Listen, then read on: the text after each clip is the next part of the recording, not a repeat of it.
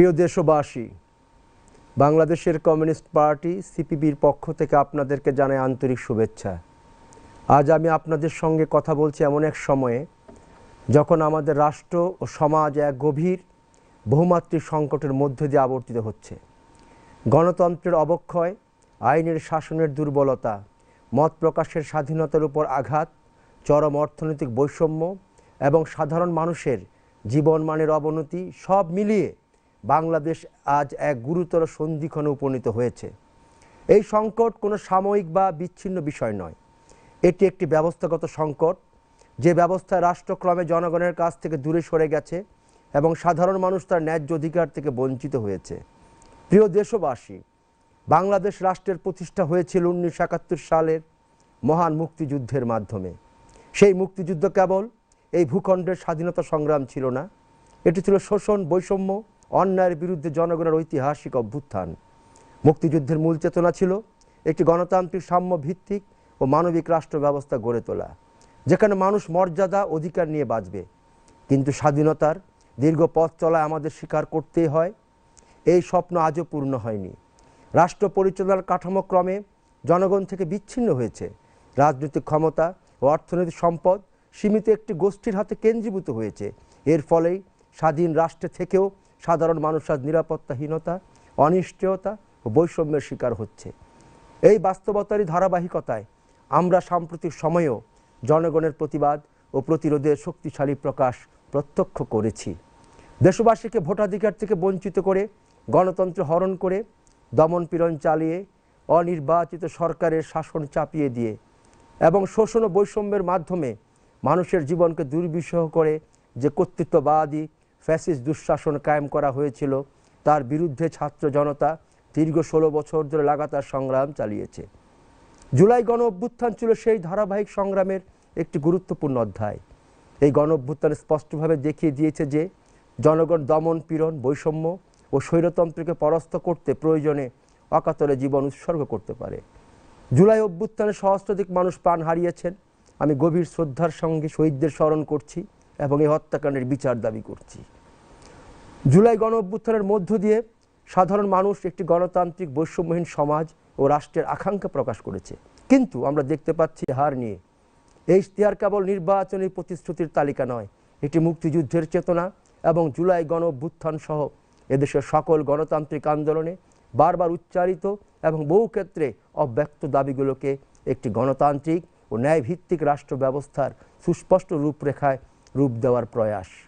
এই ইশতেহারের কেন্দ্রীয় দর্শন অত্যন্ত স্পষ্ট, আর তা হচ্ছে রাষ্ট্র পরিচালনার ক্ষেত্রে জনগণকে স্থাপন করতে হবে। কমিউনিস্ট পার্টি দৃঢ়ভাবে বিশ্বাস করে যে অন্ন, বস্ত্র, শিক্ষা, চিকিৎসা, বাসস্থান ও কর্মসংস্থান কোনো দয়া বা অনুকম্পার বিষয় নয়, এগুলি মানুষের মৌলিক অধিকার। তাই আমরা অঙ্গীকার করছি এই অধিকারগুলোকে সংবিধানে মৌলিক অধিকার হিসেবে সুস্পষ্টভাবে প্রতিষ্ঠা করা হবে এবং সেগুলো বাস্তবায়নের দায় রাষ্ট্রকে নিতে হবে। আজ দ্রব্যমূল্যের লাগামহীন ঊর্ধ্বগতি সাধারণ মানুষের জীবনকে দুর্বিষহ করে তুলেছে। এই সংকট কেবল বাজারের স্বাভাবিক ওঠানামার ফল নয়, বরং অনিয়ন্ত্রিত বাজার ব্যবস্থা, সিন্ডিকেট ও মজুতদারির প্রত্যক্ষ পরিণতি। এই প্রেক্ষাপটে সিপিবি প্রস্তাব করছে সর্বজনীন ও স্বচ্ছ খাদ্য রেশনিং ব্যবস্থা, যাতে প্রত্যেক নাগরিক ন্যায্য মূল্যে নিত্য প্রয়োজনীয় খাদ্যপণ্য পায় এবং বাজারে মানুষের বিরুদ্ধে অস্ত্র হয়ে উঠতে না পারে।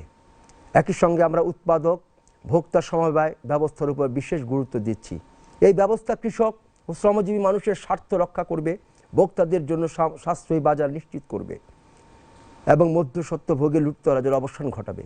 এটি মুক্তিযুদ্ধের সাম্য ও ন্যায়ের দর্শনের একটি বাস্তব অর্থনৈতিক রূপ। জুলাই গণ অভ্যুত্থানের একটি প্রধান দাবি ছিল মর্যাদাপূর্ণ কর্মসংস্থান, নিরাপদ জীবনের। সেই দাবি বাস্তবায়নের লক্ষ্যে সিপিবি ঘোষণা করছে জাতীয় কর্মসংস্থান কর্মসূচি, যার মাধ্যমে প্রতি পরিবারে অন্তত একজনের সম্মানজনক কাজ নিশ্চিত করা হবে। এটা ভাতা নয়, বরং রাষ্ট্রীয় উদ্যোগে সৃষ্ট কাজ, যাতে মানুষ আত্মসম্মান নিয়ে বাঁচতে পারে। স্বাস্থ্য ও শিক্ষা, এই দুই ক্ষেত্র মুক্তিযুদ্ধের স্বপ্ন এবং জনগণের সাম্প্রতিক আন্দোলনের আকাঙ্ক্ষা আজও অপূর্ণ। তাই সিপিবি অঙ্গীকার করছে রাষ্ট্র নিয়ন্ত্রিত সর্বজনীন স্বাস্থ্য ব্যবস্থার এবং মাধ্যমিক স্তর পর্যন্ত অবৈতনিক ও বাধ্যতামূলক শিক্ষা ব্যবস্থার, যাতে কেউ অসুস্থতা বা দারিদ্র্যের কারণে তার মৌলিক অধিকার থেকে বঞ্চিত না হয়। শ্রমজীবী জনগোষ্ঠীর একটি বড় অংশ, বিশেষ করে অনানুষ্ঠানিক শ্রমিকরা দীর্ঘদিন ধরে রাষ্ট্রীয় সুরক্ষার বাইরে রয়ে গেছে। সিপিবি অঙ্গীকার করছে তাদের নিবন্ধন ও সামাজিক নিরাপত্তা ব্যবস্থার পাশাপাশি জাতীয় ন্যূনতম মজুরি ঘোষণার মাধ্যমে শ্রমিকের জীবনমান উন্নয়ন আমাদের অন্যতম অঙ্গীকার। আমাদের 18 দফা কর্মসূচিতে রাষ্ট্রের গণতান্ত্রিক পুনর্গঠন, আইনের শাসন প্রতিষ্ঠা, বিচার বিভাগের স্বাধীনতা, স্থানীয় সরকার শক্তিশালী করা, গণমাধ্যম ও মত প্রকাশের স্বাধীনতা নিশ্চিত করার জন্য বাস্তবসম্মত ও কার্যকর পদক্ষেপের কথা সুস্পষ্টভাবে উল্লেখ করা হয়েছে। আমরা দৃঢ়ভাবে বিশ্বাস করি, গণতন্ত্র ও জবাবদিহি ছাড়া কোনো অর্থনৈতিক বা সামাজিক পরিবর্তন টেকসই হতে পারে না। এই প্রসঙ্গে আমি বিশেষভাবে দেশের তরুণ সমাজের প্রতি আহ্বান জানাতে চাই। বাংলাদেশের তরুণরা আজ বেকারত্ব, অনিশ্চয়তা, ভবিষ্যৎহীনতার মুখোমুখি। পড়াশোনা শেষ করেও কাজ নেই, কাজ থাকলেও মর্যাদা নেই, জীবনের নিরাপত্তা নেই। অথচ এই তরুণরাই ভাষা আন্দোলন থেকে মুক্তিযুদ্ধ, স্বৈরাচার বিরোধী আন্দোলন এবং জুলাই গণঅভ্যুত্থান পর্যন্ত প্রতিটি গণতান্ত্রিক সংগ্রামের সামনের কাতারে থেকে নেতৃত্ব দিয়েছে। তরুণদের এই শক্তি ও স্বপ্নকে যদি রাষ্ট্রনীতিতে রূপ দেওয়া না যায়, তবে হতাশা ও ক্ষোভে পরিণত হয় তা।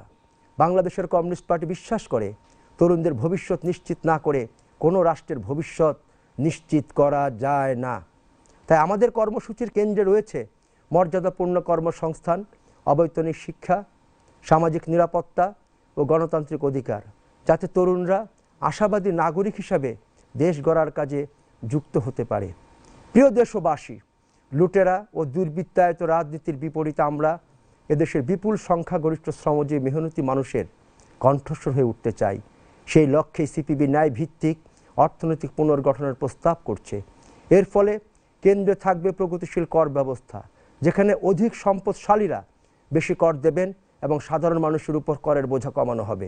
একই সঙ্গে কালো টাকা সাদা করা এবং বিদেশ থেকে টাকা পাচারের সব পথ বন্ধ করে রাষ্ট্রীয় সম্পদের লুটপাট রোধ করা হবে। এই ইস্তার শুধুমাত্র ক্ষমতার পালাবদলের আহ্বান নয়, এটি মুক্তিযুদ্ধের চেতনা ও জুলাই গণঅভ্যুত্থানের দাবি বাস্তবায়নের লক্ষ্যে রাষ্ট্রের চরিত্র বদলের প্রস্তাব। একই সঙ্গে আমরা নবগঠিত গণতান্ত্রিক যুক্ত ফ্রন্টের ইশতেহারের অঙ্গীকারের প্রতিও পূর্ণ একাত্মতা প্রকাশ করছি। প্রিয় দেশবাসী, আসন্ন নির্বাচনের একটি ঐতিহাসিক সিদ্ধান্তের মুহূর্ত।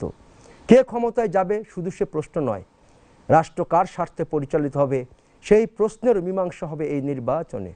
সংসদ নির্বাচনই জনগণের মত প্রকাশের প্রধান সাংবিধানিক মাধ্যম। অন্য কোনো অপ্রয়োজনীয় বা প্রতারণামূলক ভোটে নির্বিচার সম্মতি নয়। ভোট কেন্দ্রে গিয়ে নিজের বিবেক বুদ্ধি অনুযায়ী নিজেদের সঠিক প্রতিনিধি নির্বাচন করুন। নির্বাচন বানচালের যে কোনো চক্রান্ত ও অপচেষ্টা রুখে দিয়ে আপনাদের মূল্যবান ভোটাধিকার প্রয়োগ করুন। আপনারা যদি মুক্তিযুদ্ধের সাম্য, গণতন্ত্র ও মানবিক রাষ্ট্রের স্বপ্নে বিশ্বাস করেন, যদি বৈষম্যহীন গণতান্ত্রিক সমাজ ও রাষ্ট্র ব্যবস্থার আকাঙ্ক্ষা ধারণ করেন, যদি বিদ্যমান শোষণমূলক ব্যবস্থা বদলাতে চান, তবে মনে রাখতে হবে দেশের বর্তমান সংকটের প্রধান কারণ হলো জনগণের ভোটাধিকার হরণ এবং অনির্বাচিত শাসন ব্যবস্থা। এই অবস্থায় ফ্যাসিস্ট শাসনের পথ প্রশস্ত করে।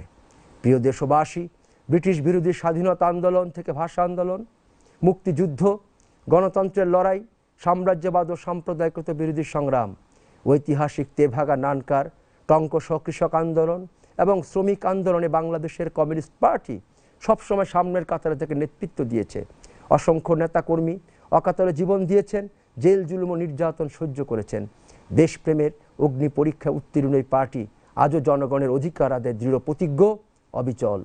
আমি আপনাদের প্রতি আহ্বান জানাচ্ছি, আগামী 12ই ফেব্রুয়ারি জাতীয় সংসদ নির্বাচনে বাংলাদেশের কমিউনিস্ট পার্টির প্রার্থীদের কাস্তে মার্কায় ভোট দিন। কাস্তে মার্কায় ভোট মানে শোষণ ও বৈষম্যের বিরুদ্ধে সংগ্রামকে শক্তিশালী করা। কাস্তে মার্কায় ভোট মানে শ্রমজীবী মেহনতি মানুষের কণ্ঠ সংসদে পৌঁছে দেয়া।